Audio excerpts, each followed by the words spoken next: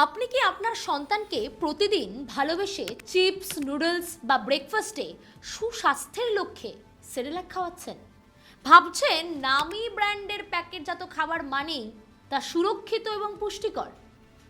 আমরা করদাতারা প্রতি বছর কোটি কোটি টাকা খরচ করে যে সরকারি সংস্থাকে পুষছি আমাদের প্লেটে আসা খাবার নিরাপদ রাখার জন্য, সেই সংস্থা আসলে কার স্বার্থ রক্ষা করছে?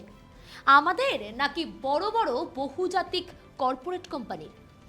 ভারত সরকারের নিজস্ব অর্থনৈতিক সমীক্ষা বলছে 2009 থেকে 2023 সালের মধ্যে দেশে আলট্রা প্রসেসড বা অতিরিক্ত প্রক্রিয়াজাত খাবারের বাজার বেড়েছে 150%-এরও বেশি। আর এর হাত ধরেই ভারতে নিঃশব্দে থাবা বসাচ্ছে ওবেসিটি, ডায়াবেটিস এবং হৃদরোগের মতো জীবনযাত্রাজনিত মহামারী।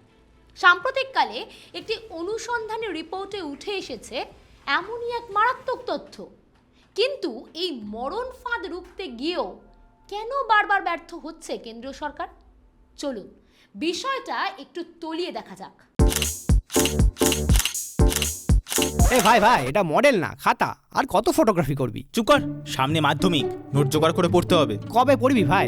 গ্যালারি তো নোটের লাইব্রেরি আর স্টোরেজে পিডিএফ এর ছড়াছড়ি। ধুর, কোনটা পড়বো কোনটা ছাড়বো কিছুই তো বুঝতে পারছি না। আরে তাহলে মৌলিক লাইব্রেরির বই পড়। ওদের সম্রাট এক্সক্লুসিভ সাজেশন বইগুলোতে পাবি সমস্ত গুরুত্বপূর্ণ এমসিকিউ, এসএকিউ ও বড় প্রশ্ন একেবারে উত্তর সহ।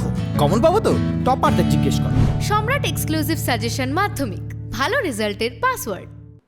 নমস্কার, হাওয়ের নতুন সিরিজ স্পষ্ট কথায় কষ্ট কিতে আপনাদের স্বাগত। আমি নয়নিকা রয়েছি আপনাদের সঙ্গে। ধরুন লন্ডন এবং দিল্লির 2-6 মাস বয়সী শিশু দুজনেই খাচ্ছে একই ব্র্যান্ডের একই হলুদ প্যাকেটের নেসলে সেরেল্যাক।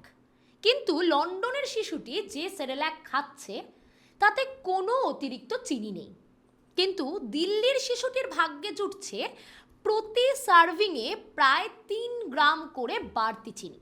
2024 সালে সুইজারল্যান্ডের অলাভজনক সংস্থা পাবলিক আইয়ের একটি তদন্তে উঠে এসেছিল এই রকমই এক মারাত্মক বৈষম্যের ছবি। তদন্তে আরও দেখা গিয়েছিল যে বিশ্ব স্বাস্থ্য সংস্থার নীতির বিরুদ্ধে গিয়ে নেসলে তাদের এশিয়ান এবং আফ্রিকান বাজারে বিক্রি হওয়া শিশু খাদ্যগুলিতে ইউরোপীয় বাজারের তুলনায় অনেক বেশি মাত্রায় চিনি ব্যবহার করছে। এই নিয়ে বিশ্বজুড়ে তীব্র বিতর্ক তৈরি হলে তখন নেসলে দাবি করে তারা ভারতীয় আইন মেনেই পণ্য তৈরি করছে। খোদ স্বাস্থ্য মন্ত্রণালয়ও সংসদে ক্লিন চিট দেয়। তবে জনপ্রিয় এক সংবাদ মাধ্যমকে কোম্পানিটি পরে মেল মারফত জানিয়েছে যে তারা চিনি ছাড়া নতুন সংস্করণের পণ্য নাকি বাজারে নিয়ে এসেছে।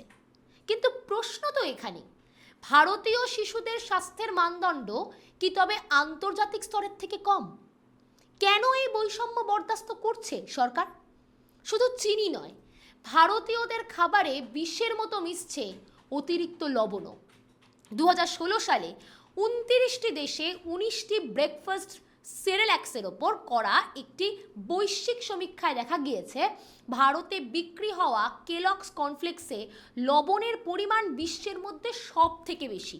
ওদিকে আর্জেন্টিনা এবং ব্রাজিলে ওই একই পণ্যে লবণ থাকলেও সেটা ছিল 46% কম।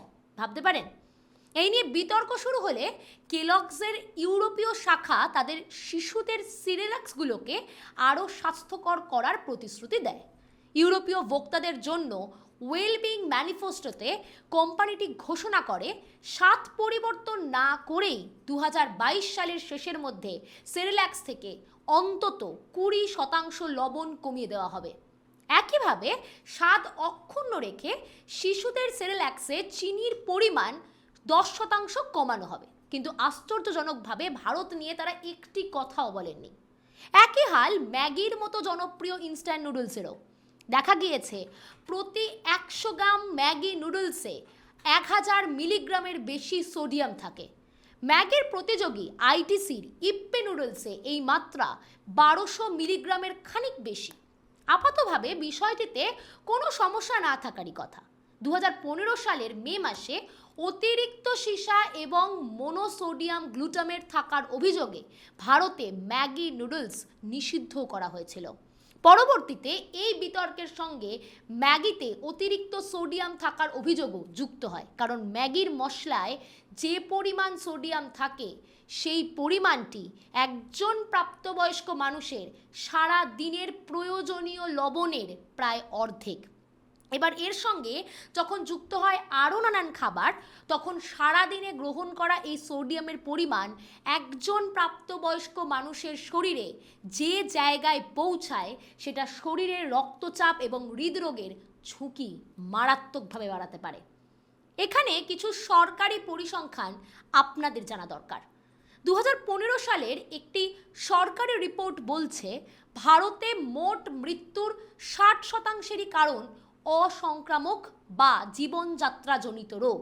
এই ভয়ঙ্কর পরিস্থিতি দেখে 2017 সালে কেন্দ্রীয় সরকার চর্বি, লবণ ও চিনিযুক্ত খাবার বা HFSS নিয়ন্ত্রণে একটি আন্তঃমন্ত্রণালয় পরিকল্পনা তৈরি করে, যার নাম ছিল ন্যাশনাল মাল্টিসেক্টরাল অ্যাকশন প্ল্যান। লক্ষ্য ছিল 2025 সালের মধ্যে এই ধরনের খাবারগুলির ব্যবহার কমানো। কিন্তু সেই নির্ধারিত সময়সীমা পেরোলেও এই পরিকল্পনার সিংহভাগই আজও রয়ে গিয়েছে কেবল খাতায় কলমে।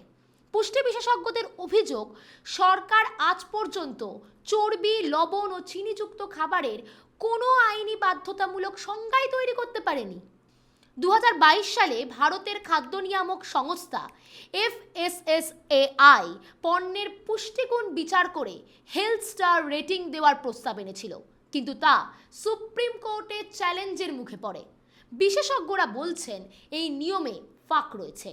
অস্বাস্থ্যকর খাবারে সামান্য কিছু স্বাস্থ্যকর উপাদান, যেমন কিছু বাদাম বা কিশমিশ মিশিয়ে দিলে কোম্পানিগুলো বেশি স্টার পেয়ে যাবে, অথচ মূল সমস্যা চিনি, চর্বি ও লবণের উচ্চ ব্যবহার অমীমাংসিতই থেকে যাবে। ভাবুন, FSSAI এর চরম ঢিলেমি আর গাফিলতির কারণে খোদ দেশের সর্বোচ্চ আদালত সুপ্রিম কোর্টকেও আসরে নামতে হয়েছে। সুপ্রিম কোর্ট ফেসাইয়ের তীব্র ভাষায় ভৎসনা করে বলেছে, আপনারা এতদিন ধরে যা যা করেছেন তার ফলাফল শূন্য, অর্থাৎ নাগরিকদের স্বাস্থ্যের অধিকার নিয়ে ছিনিমিনি খেলছে এই সংস্থা। মামলাটি এখনও চলছে। ভোক্তাদের বিভ্রান্ত করার পাশাপাশি আরও একটি বড় ফাঁক রয়ে গিয়েছে বিজ্ঞাপনে। যুক্তরাজ্যের মতো দেশে শিশুদের সামনে ক্ষতিকর জাঙ্ক ফুডের বিজ্ঞাপন দেওয়ার ওপর কঠোর আইনি নিষেধাজ্ঞা রয়েছে। ভারতেও 2018 সালে তথ্য ও সম্প্রচার মন্ত্রণালয়কে বিজ্ঞাপন নীতি সংশোধনের অনুরোধ করা হয়েছিল। 2017 সালের কর্মপরিকল্পনায় কেবল টেলিভিশন নেটওয়ার্ক রুলস এবং প্রাসঙ্গিক ট্রেডমার্ক রেগুলেশন সংশোধনের মাধ্যমে শিশুদের কাছে অস্বাস্থ্যকর খাবারের বিজ্ঞাপন ও বিপণন নিয়ন্ত্রণ করার প্রস্তাবও দেওয়া হয়েছিল, কিন্তু সরকার কোনো কড়া আইন না বানিয়ে পুরো বিষয়টি ছেড়ে দিয়েছে advertising standards council of India অর্থাৎ ASCI নামে একটি বেসরকারি শিল্প পরিচালিত সংস্থার ওপর।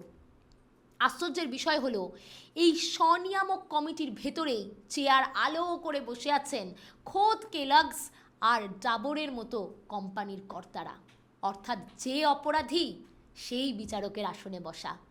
আর FSSAI সেখানে ঠুঁটো জগন্নাথ সেজে তামাশা দেখছে, অর্থাৎ চোরকে চুরির তদন্ত করতে দেওয়ার মতোই এক প্রহসন চলছে আমাদের খাদ্য সুরক্ষা ব্যবস্থায়। ট্যাক্স বাড়িয়ে এই খাবারগুলোর ব্যবহার কমানো কিংবা প্যাকেটের সামনে স্পষ্ট ভাষায় সতর্কবার্তা বা ওয়ার্নিং লেবেল লেখা, কোনোটি আজ পর্যন্ত ভারত সরকার করে উঠতে পারেনি।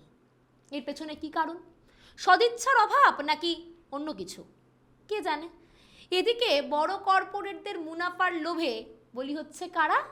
আমাদের দেশের ভবিষ্যৎ, আমাদের শিশুরা। রবীন্দ্রনাথ বলেছিলেন, আমি জেনে শুনে বিষ করেছি পান।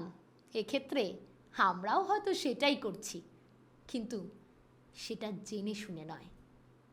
এরকম আরও ভিডিও দেখতে চোখ রাখুন হাওয়ের ফেসবুক এবং ইউটিউব চ্যানেলে। নমস্কার।